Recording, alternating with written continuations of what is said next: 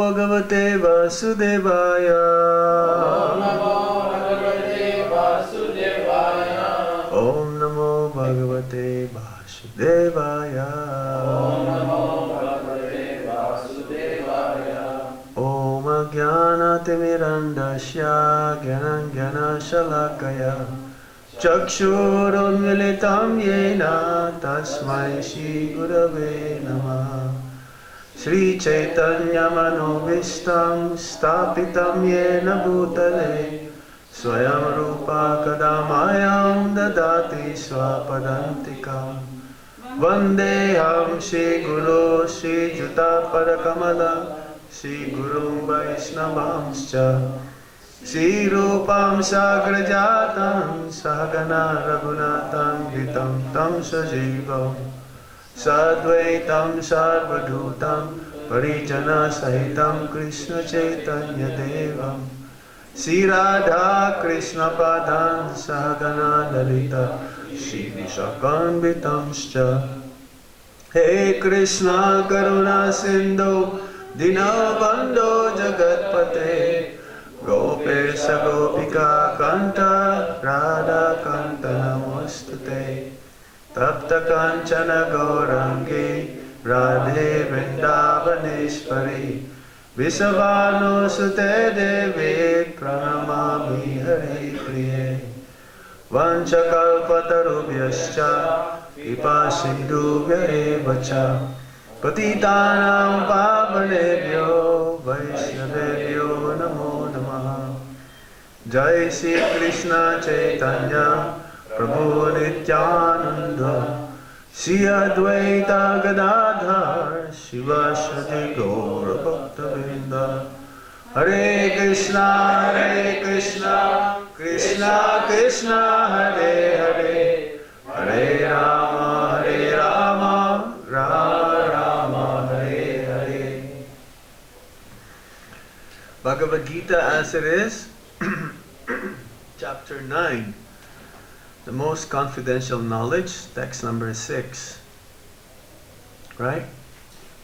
Number 6. Yata kasha stito nityam vayu sarvatra go mahan tata sarvani bhutani matstaniti upadaraya. Yata kasa sito nityam vayu sarvatra go mahan tata sarvani bhutani matstaniti upadaraya. Yata kasa sito nityam vayu sarvatra go mahan tata sarvani bhutani matstaniti upadaraya. Yata kasa sito nityam vayu sarvatra go mahan tata sarvani bhutani matstaniti upadaraya. Somebody else? Yata kasa sito nityam vayu sarvatra go mahan tata sarvani bhutani matstaniti upadaraya.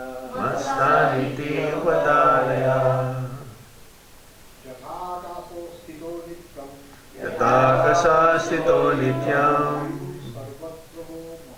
vayu sarvatra go mahan tata sarvani bhutani matstaniti upadaraya. Yata kasa sito nityam vayo sarvatra goma tata sarvani bhutani matstaniti upadaraya. Mataji? Yatakasa stito nityam vayo sarvatra goma tata sarvani bhutani matstaniti upadaraya. Yatakasa stito nityam vayo sarvatra goma tata sarvani bhutani matstaniti upadaraya. Word for word translation. Yata, just as. Akasha stita, situated in the sky. Nityam, always. Vayu, the wind. Sarvatra gaha, blowing everywhere. Mahan, great. Tataha, similarly. Sarvani bhutani, all created beings. Matstani, situated in me. Iti, thus. Upadaraya, try to understand. Translation and purport by His Divine Grace Srila Prabhupada. Srila Prabhupada ki Jai. Understand that as the mighty wind blowing everywhere rests always in the sky, all created beings rest in me. Purport. For the ordinary person, it is almost inconceivable how the huge material creation is resting in him. But the Lord is giving an example which may help us to understand. The sky may be the biggest manifestation we can conceive. And in that sky, the wind or air is the biggest manifestation in the cosmic world. The movement of the air influences the movement of everything. But although the wind is great, it is still situated within the sky. The wind is not beyond the sky. Similarly, all the wonderful cosmic manifestations are existing by the supreme will of God. And all of them are subordinate to that supreme will. As we generally say, not a blade of grass moves without the will of the Supreme Personality of Godhead. Thus, everything is moving under His will. By His will, everything is being created, everything is being maintained, and everything is being annihilated. Still, He is aloof from everything, as the sky is always aloof from the activities of the wind. In the Upanishads, it is stated, Yad Bisha Bataha Pabate, quote, it is out of the fear of the Supreme Lord that the wind is blowing, unquote. Taittiriya Upanishad, Canto 2, Chapter 8, Text 1. In the Brihad Aranyaka Upanishad, Canto 3, Chapter 8, Text 9, it is stated, Itashyava aksharasya prashani gargi surya chandramasau vidritao tistatha Itashyava aksharasya prashani gargi jai apritivyao vidritao titistatha. Quote, by the supreme order under the superintendence of the Supreme Personality of Godhead, the moon, the sun, and the other great planets are moving, unquote. In the Brahma Samhita, chapter 5, text 52, also it is stated, Yat chakshur esa savita sakala grahanam raja samasta sura murtir asesha teja yasnagaya brahmati samrita kala chakro govindam adipurusam tamaham bhajami. This is a description of the movement of the sun. It is said that the sun is considered to be one of the eyes of the Supreme Lord, and that it has immense potency to diffuse heat and light.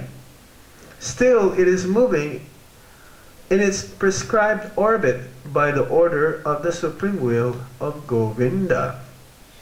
So, from the Vedic literature, we can find evidence that this material manifestation, which appears to us to be very wonderful and great, is under the complete control of the Supreme Personality of Godhead. This will be further explained in the later verses of this chapter. Yata prasastito nityam vayu sarvatra go mahan tata sarvani bhutani matstaniti upadaraya. Understand that as the mighty wind blowing everywhere rests always in the sky, all created beings rest in me.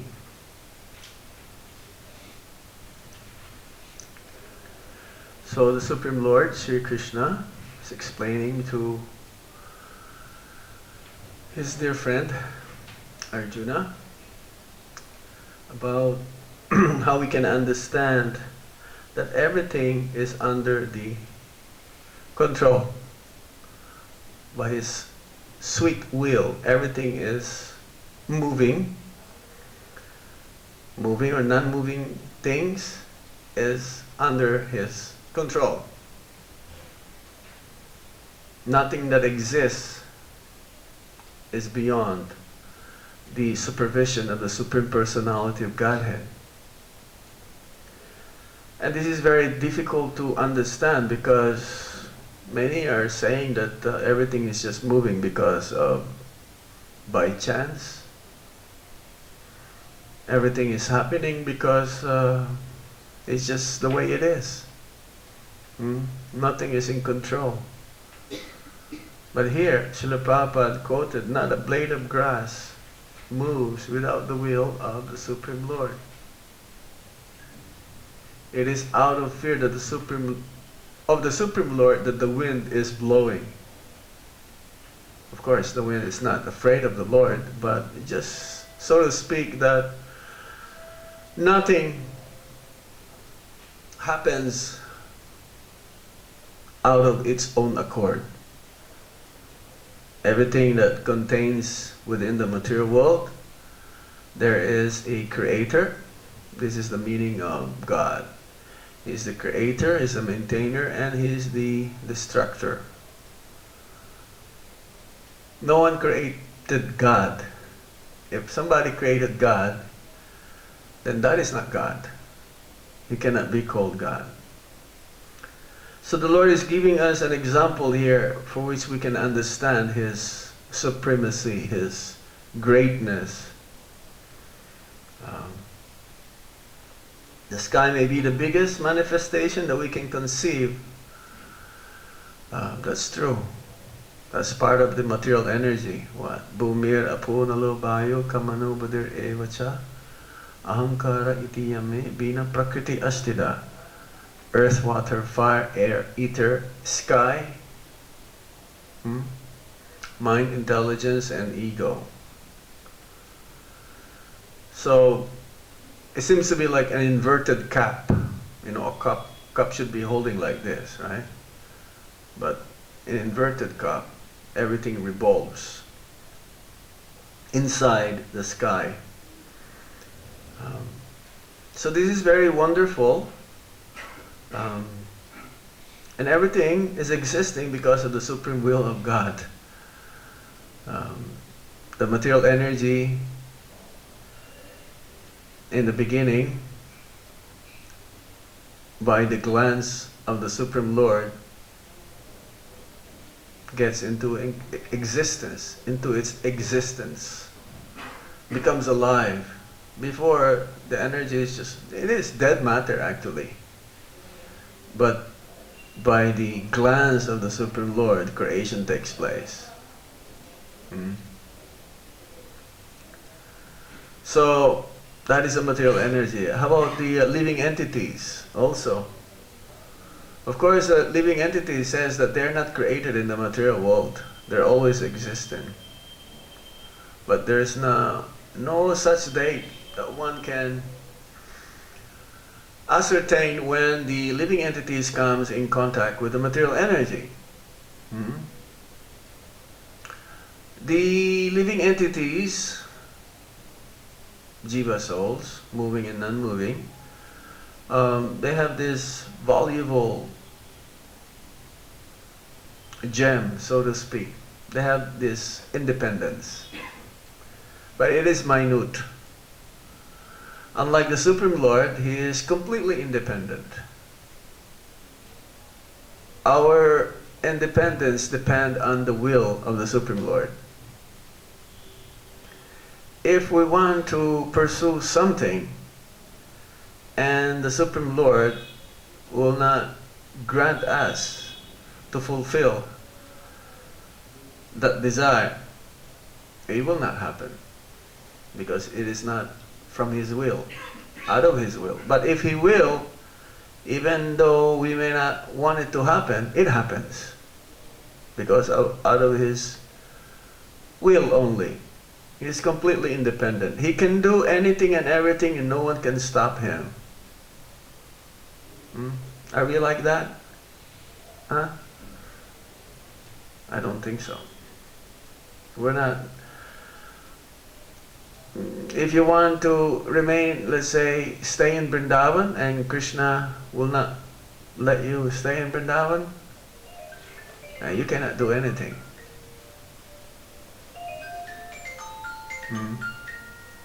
If the living entities would like to pursue things according to their desire, because they have this desire, they're given this desire. But if Krishna doesn't allow it, not possible for us to do. It says here also that to reside in Vrindavan, we may have that independent nature to reside in Vrindavan. But if it's not according to Krishna's will, one may be residing in Vrindavan, but his devotional life will be ruined, because it's not sanctioned by the Supreme Lord. It's like we push ourselves. Of course, we cannot push ourselves to go to Braj. That's what Prabhupada says. It's not by buying a ticket by bus or by train or by plane that you come to visit or stay in Vrindavan. It is by the mercy of the Supreme Lord and the Vaishnavas and the Spiritual Master.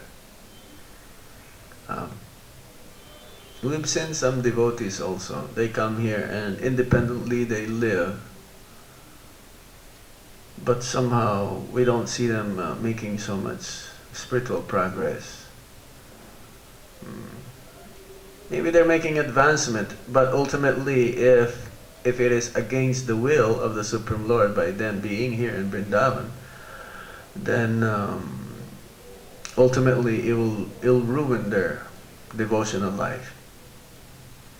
Because as here, not a blade of grass move without the will or sanction of the Supreme Lord. It's very important to understand this subject matter, because as living beings we have this minute independence. We can either use it properly or misuse it. Either we can pursue material desires, our material desires, but then that is the cause of our forgetfulness of Krishna. Fulfilling one's material desires means forgetting Krishna. It's either two ways, either spiritual pursuit or material pursuit. We cannot be neutral, we cannot be in between. If one pursues material desires, then definitely Krishna will be forgotten. If one pursues spiritual path, then it is clear, especially with the help of Guru and the Vaishnavas. Krishna makes all of this arrangement. Nothing happens by chance in this world. Nothing happens by chance. Even for us being here, we may have some kind of desire in the past. Maybe not even in this lifetime. We had this desire in the past to come and visit Vrindavan and perform some bhakti here. So, the process of devotional service is open for everyone, and Krishna will always willing to give the facilities and encourage us.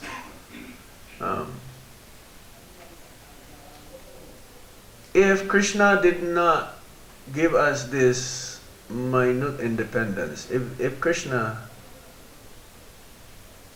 did not give us this independence, then our spiritual nature is destroyed. There's no such thing as a spiritual nature. That is the nature of the spiritual. That given the independence, otherwise there's no such thing as love. You cannot demand, you must love me. It's not possible. It can only be developed. So Krishna wanted us to go back home, back to Godhead, and He'll make all the arrangements for us to come to that path. So that we'll be able to ultimately end up in the spiritual world. But if we want to go in a different direction, then we are culpable of the reaction. Krishna will say, okay, you can still do whatever you like, but you're not free. You're not free to the reactions. So by the supreme order, Krishna's, we have to understand this. By understanding Krishna's will, and we are depending on Krishna's will, then that's what we call independence. If we don't follow Krishna's will, then, or if we don't become subordinate to His instructions or to the instructions of His representatives, the spiritual master, then we are culpable. There is a reaction. We're not free from any reaction, so to speak. So, that's why the will of the Lord is the same as the will of the spiritual master. If we follow the orders of the spiritual master, it's the same as following the orders of the Supreme Lord. And that's why the spiritual master is not Jiva Tattva. Jiva Tattva means can be covered up by the material energy. Jiva Tattva means could be in the conditioned state or in the liberated state. But the spiritual master is always in the liberated platform. It's transcendental. It's not a mortal Jiva soul. He has his own tattva, Guru tattva. Being a representative of the Supreme Lord, then he is acting on behalf of the Supreme Lord, which means that he is also not bound by the modes of material nature. And so if you follow the will of the spiritual master, following his order, then definitely we'll also be able to be guided accordingly and go back home, back to Godhead. So we have to understand this. Because if we surrendering means becoming subordinate unto the supreme will of the Supreme Lord, then we reside into the heart of the Supreme Lord. Srila Bhaktisiddhanta Saraswati Thakur says, those who are surrendered souls, they are the soul of the super souls. The super soul has a soul. That super soul who resides in everyone's heart has a soul also. And that soul are those who are ever surrendered souls who are always eager to serve wholeheartedly the Supreme Lord. Because they are acting only according to the supreme will of Govinda, according to the supreme will of Nandana, the son of Nanda Maharaj. So this is not so easy to understand for those who are non-devotees. That's why it says here, for the ordinary person it is almost inconceivable. The Lord is inconceivable. But he is conceivable only by his devotees. He becomes conceived. He can be conceived by his devotees only. Otherwise, non-devotee is not able to understand even how this material energy works, what to say of the Supreme Personality of Godhead who is in control of this material world. It's like a child. A child sees a plane in the sky, but he's thinking that the plane is just flying on its own. Because he's a child, he doesn't understand that there is a pilot who operates the plane. So, to understand this, one must be constantly engaged in devotional service.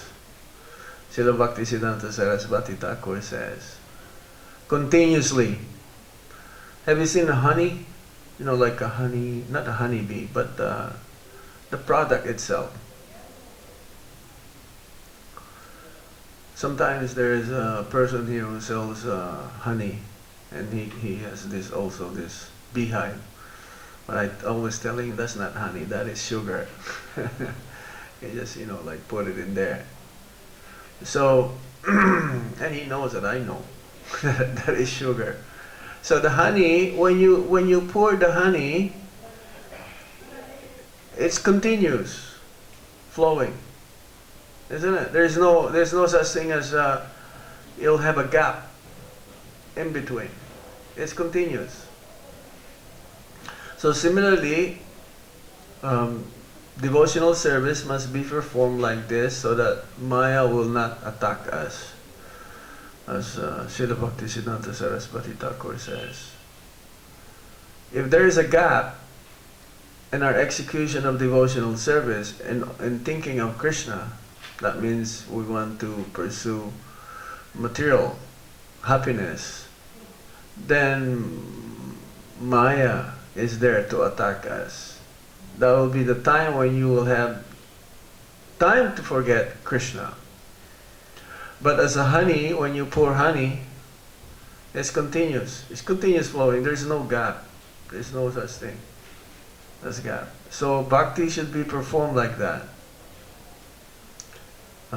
Especially Srila Bhaktisiddhanta Saraswati Thakur. We should be always aiming how to please Guru and the Vaishnavas. If our aim is like that, always to please Guru and the Vaishnavas, then to please our senses will not come into existence. So everything can be possible only by the mercy of the Supreme Lord. We should be patient, actually. Patient. I was speaking with another devotee here this afternoon, and he was having a little problem, personal problem, but he understands that he has to be patient, that somehow Krishna's mercy will come through his devotees, that it will come someday. If we're going to expedite things accordingly, it's not possible as well. We cannot say, oh, the sun should be rising at 5 o'clock in the morning. No. We have to wait till like 7 o'clock, sometimes 8 o'clock, especially in the winter time. So the mercy of the Supreme Lord is like that. He will come through his bona fide representatives, the spiritual master, or through the Vaishnavas. And he's willing to wait. So similarly, in the process that we are in execution right now, we should a little bit patient. That someday I will act only according to Krishna's will. If Krishna sanctions it, yes. If Krishna does not sanction it, what can I do? I still have to wait. I still have to wait. Because it's only up to Krishna. When he's pleased with us, then everything will take place out of its own accord. Sometimes we don't even have to wait, and sometimes it will come automatically. Even before we ask for it, it's being given already by Krishna or his pure devotees. So it's inconceivable, this potency of the Supreme Lord. No one can tell him what to do. But if our bhakti is so pure, Krishna will become subjugated. Krishna will become subjugated because of the love, selfless love that we render towards him. This is the only way how he can become fully under control. He is the controller. He is the supreme controller, and yes, yet he can be controlled. That is his compassion. The material world is a testing ground, actually. The material world is not meant for the living beings to suffer, meant for our suffering. But it's just meant to be a place where it is a suffering. But it's not meant for the conditioned souls to suffer, but it's just like the way it is. It's like fire is hot, but you can use the fire for cooking. But you don't put your fingers in the fire. You'll get burned. So the material world is like that. Dukhalayam asaspadam is temporary and is full of miseries. That is just the nature. Now the living entities, jiva souls, are being tested here. How much far you can really exist and understand that you'll not be able to make it without Krishna's association, Krishna's mercy. So once we understand that, then Krishna's mercy flows.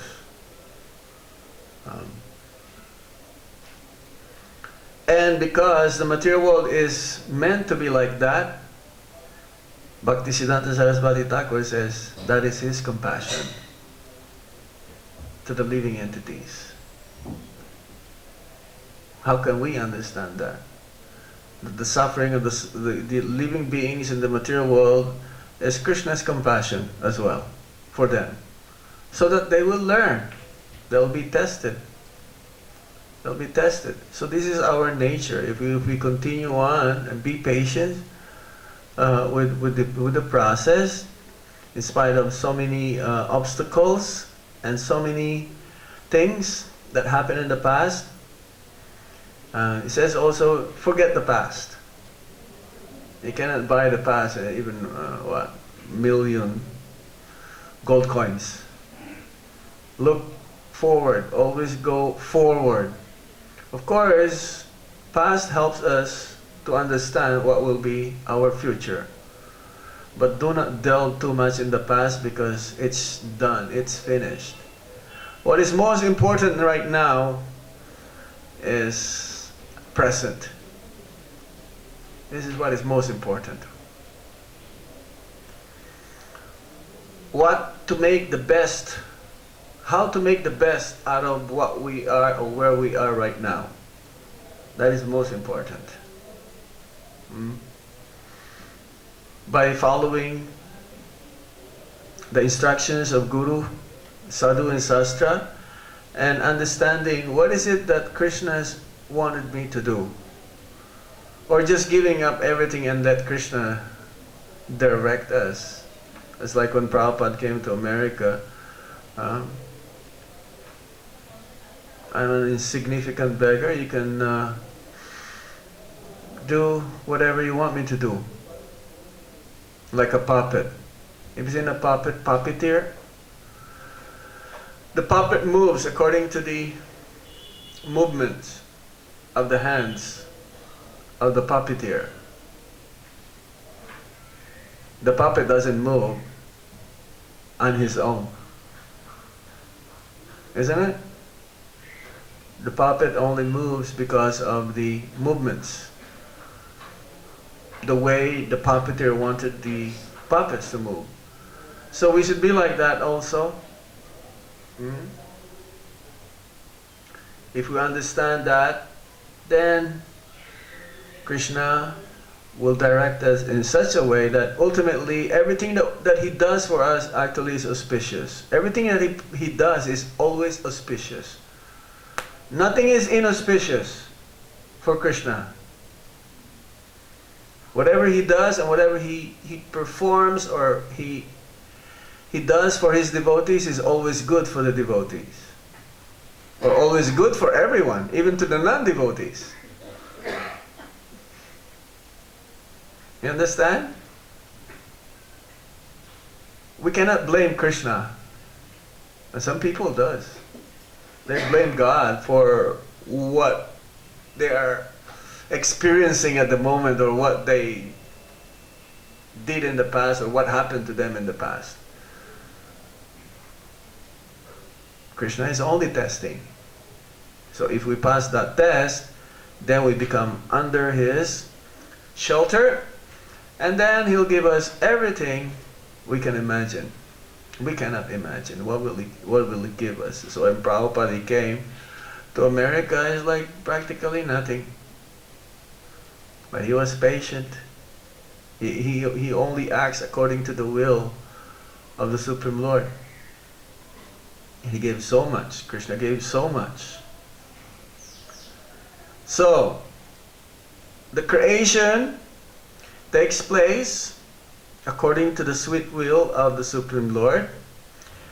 And this cosmic manifestation is meant for everyone to learn. It's a learning ground. We'll see later on also how Krishna is actually, indirectly He is involved. He's the source of everything. Maya Jakshena Prakriti Suyati Sacharacharam. He is the creator of both the spiritual and material world. But indirectly He does not have to be involved. I am in His creation, He's present, but at the same time He's not there. Indirectly the material energy is involved. Material energy is divine energy of the Supreme Lord. So, in order to understand this, we'll not be able to understand. We've heard this many, many times, not through scholarship. It's only through following the process, starting with the chanting of the Hare Krishna Maha Mantra. But ultimately, if we really want to understand this as soon as possible, then we should have this service attitude towards the spiritual master and the Vaishnavas. Whatever their will is, whatever they want us to do, we should follow it. And in this way, understanding this process becomes so easy. Otherwise, we'll become bewildered. It's not possible. We may be able to understand, but it may take many lifetimes. This is what you call tattva. Understanding Krishna tattva first. This, the Bhagavad Gita means Krishna tattva. The nature of the Supreme Lord, His energies. And then when we understand this, then we'll be able to relish Krishna Lila, His pastimes. Otherwise, to jump immediately to the pastimes, then it'll be difficult. It's like here in Vrindavan, there's so many devotees who wants to hear Krishna Lila but not understanding Krishna Tattva immediately. That's why Prabhupada, he warned us not to go to these different kata outside. There's so many things going on. You ever seen the billboards? I have never seen so many billboards. Even New York City doesn't have so much billboards like here. Everything is like, you know, live luxuriously in the spiritual world. How can you, it doesn't mix together. And then there's so many katas. Prabhupada warned us, they will do kata in 7 days. The Srimad Bhagavatam in 7 days.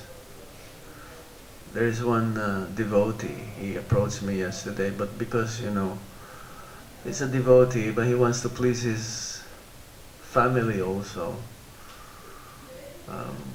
So they're arranging something like a kata for the benefit of the family. But I told him Prabhupada never approved of this. 7 days. We're not like Sukadev Goswami or Parikshit Maharaj, who can understand the Bhagavatam in 7 days. So it's only for enjoying.